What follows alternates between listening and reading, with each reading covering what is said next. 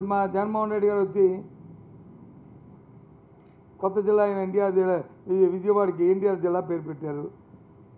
మరి దానికి ఎందుకు మరి ఎన్టీఆర్ జిల్లాకి వచ్చే ముందుని ఆ విజయవాడ పేరు ఎందుకు చేస్తారు మీరు?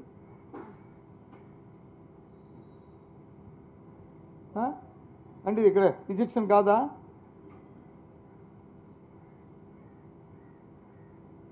రాజశేఖర రెడ్డి గారు అంత ప్రజాదరణ నాయకుడు కాదా? ఎందుకు చేస్తారు చెప్పండి, కారణం ఏంటి? అంటే ఏ కార్యక్రమం చేస్తే ఓ 10 మంది అర్చించేటట్లు ఉండాలి, 10 మంది దాన్ని అవరా మంచి పని అనేటట్లు ఉన్నది. అంతేగాని ఇలాంటి కుచింత ఆలోచనతోని, చిన్న బుద్ధితోని, చిన్న దీంతో ఆలోచన చేయడం అది సమంజసం కాదు. ఆనాడు జగన్మోహన్ రెడ్డి గారు ఆ ప్రాంతాల్లో పర్యటించిన నేపథ్యంలో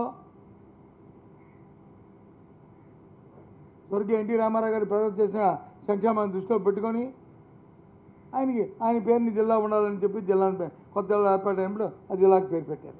ఎస్,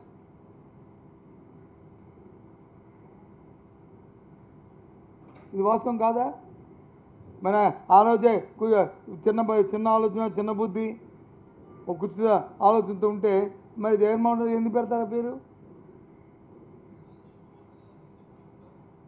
ఆ ప్రభుత్వం ఎందుకు, వైసీపీ ప్రభుత్వం ఎందుకు పెడతారా పేరు? అది కాబట్టి బ్రాడ్ లైన్తో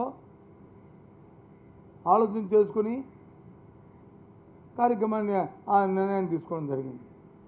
కానీ ఈ రాజు ప్రభుత్వానికి అవి లేవు.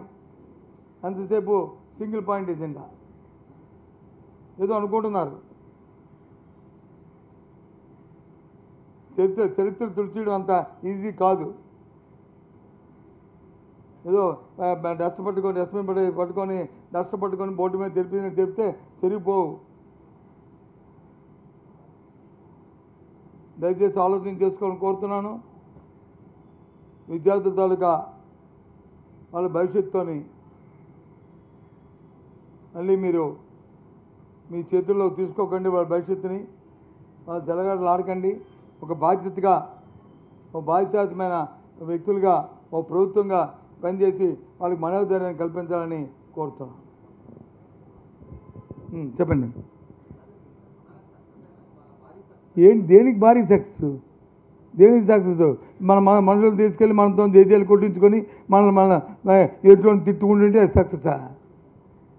మనల్ని ఇంకోటి పొగిడితే సక్సెస్. మనమే పొగుడుకొని మా ఎదురు మనిషిని తిట్టి దేనికి? ఏంటి సక్సెస్? కొలమానం ఏంటి? సక్సెస్కి కొలమానం ఏంటి? రోడ్లు ఆగిపోయావా? ట్రైన్లు ఆగిపోయావా? లేదా ఎయిర్పోర్ట్ బంద్ అయిపోయావా? అంత జనం పరిగెట్టి వచ్చేసారా స్వచ్ఛందంగా? చెప్పండి. సక్సెస్కి పారామీటర్ ఏంటి?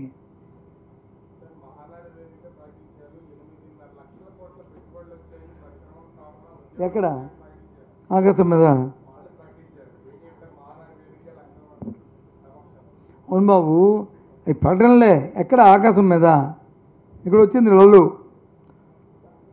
లుల్లు మాల్ అని చెప్పని గవర్నమెంట్ భూమి వచ్చి గవర్నమెంట్ తాలూకా భూమి తాలూకా ఖరీదు కంటే, వాల్యూ కంటే వాళ్ళు పెట్టుబడి తక్కువ. ఇది ఒక పెట్టుబడి. భూమి వాల్యూ వచ్చి 2000 కోట్లు అయితే సుమారు 2000 దగ్గర కోట్లు, వాళ్ళు పెట్టుబడి 1500 కోట్లు. అది గొప్ప? మన ఇన్నర్ బిట్ మాల్ కడుతుందా అది గొప్ప? పెట్టుబడి గొప్ప? చెప్పండి. లేదంటే టాటాకి ఉర్సుకి ఇస్తున్న, రూపాయికి ఇస్తున్న, ఎకరానికి ఇస్తున్న భూమి అది గొప్ప? ఏదండి? ఎంతకి ఇచ్చామో జీవం ఉంటుంది కదా, చూపెట్టచ్చు కదా. అసలు మేము భూమి ఇవ్వలేదంటే అది వేరు. భూమి ఇచ్చారు కదా, ఆ జీవో చూపెట్టచ్చు. ఇదిగో దీంట్లో 10 కోట్లు ఉంది అని చూపెట్టామనుకో, ఫినిష్. అది చూపెట్టలేదు. నేను అడుగుతున్న సమాధానం అది. నేనంటే చూపెట్టలేను, ఎందుకు నేను ప్రభుత్వంలో లేను. మీరు ప్రభుత్వంలో ఉన్నారు కదా,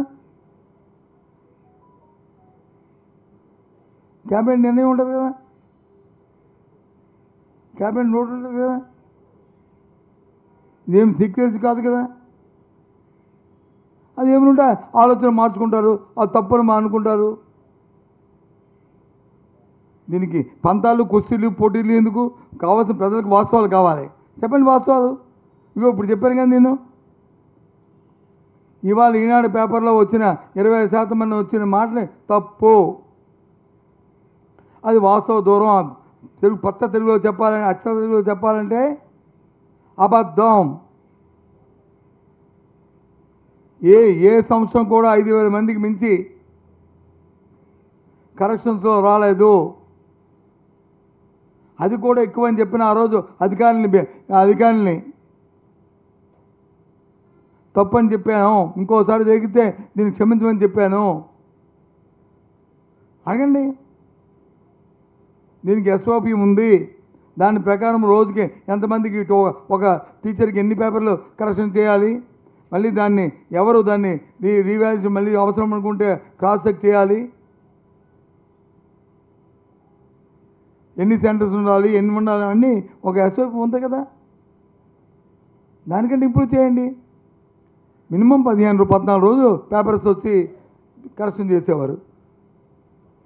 సరే ఇప్పుడు 9 రోజులు చేశారు. 9 రోజులు చేయడం తప్పు కాదు, కానీ నెంబర్ ఆఫ్ స్టూడెంట్స్ బట్టి నెంబర్ ఆఫ్ సెంటర్స్ పెంచుకోవాలి. సెంటర్స్ పెంచరు, డేస్ తగ్గిస్తే ఏమవుతుంది? పని ఒత్తిడి పెరిగితే పెరగదా? ఇవన్నీ టెక్నికల్ పాయింట్స్. ప్రతి సంవత్సరం 5,000 10,000 మందో గవర్నమెంట్ స్కూల్స్లో పెరుగుతున్నారు కదా. దాని ప్రకారము సెంటర్స్ పెంచుకోవాలి కదా. సెంటర్స్ పెంచకంట, టీచర్స్ని పెంచకంట, పేపర్స్ని టీచర్లు పెంచితే దాని క్వాలిటీ ఎక్కడ వస్తుంది? జరిగిన అనర్థం అది. సరే వాళ్ళు అధికారం ఉన్నారు కాబట్టి ఒకవేళ చెప్పినవి వాస్తవ దూరం అయితే ఒకవేళ రివ్యూ చేసుకుంటూ చదువుతుంది. అందుకే నేను రిక్వెస్ట్ చేస్తాను. ఒకవేళ రివ్యూ చేస్తే నన్ను కూడా పిలిస్తే నేను కూడా 10 నిమిషాలు పాల్గొని నా సలహా సూచన ఇవ్వడమో, లేదా జరిగిన వాస్తవం తెలుసుకొని ఇది తప్పు అని చెప్పడం చెప్తాను తప్ప దాన్ని ఇంకోలా తీసుకెళ్ళడానికి నేను ప్రయత్నం చేయను.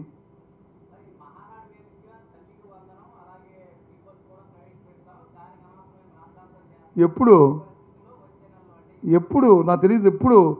ఎప్పుడు నీకని చెప్పారు కళ్ళలోకి వచ్చి? కాదు, నీ కళ్ళలో చెప్పారు చెప్పు. మానాడు వేదిక ఏ రోజు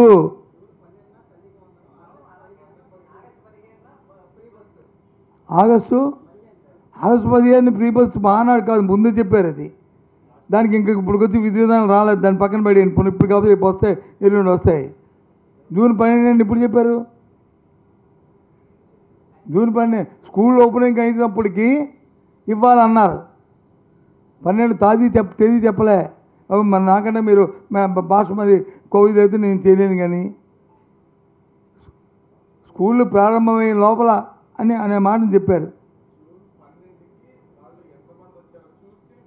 ఇగో అది